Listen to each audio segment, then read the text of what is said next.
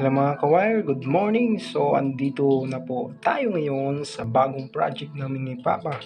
So, electrical works na naman. So, may wall-lamp dyan. So, sa loob, titingnan natin yung linya nila dahil iba ang nag-wiring nito.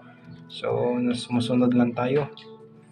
Mga ka-wire, dito may switch daw. At saka ilaw sa baba ay sa itaas, may 3-way switch. Mga ka-wire.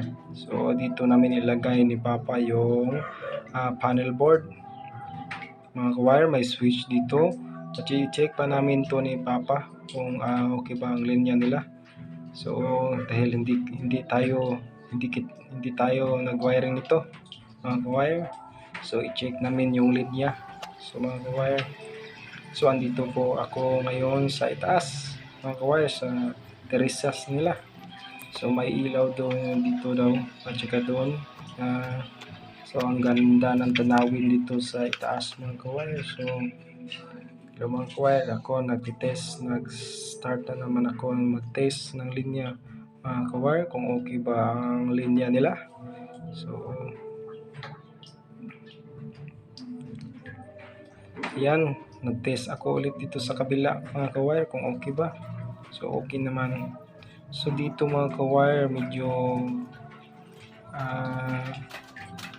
yung linya nila na hindi ko maintindihan bakit nag-short. Kaya pala doon sa likod ng cabinet may switch doon naka-short. So kaya pala nag-short yung linya.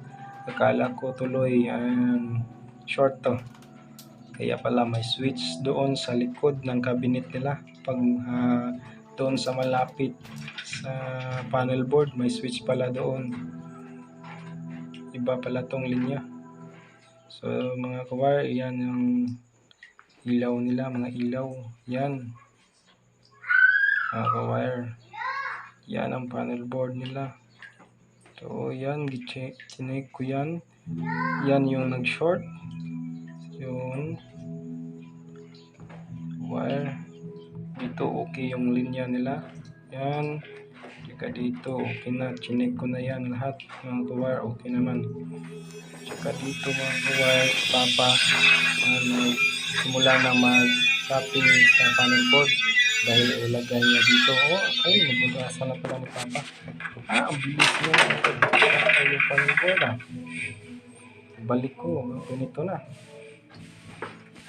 Thank you for watching mga ka-wire. So next mga ka-wire,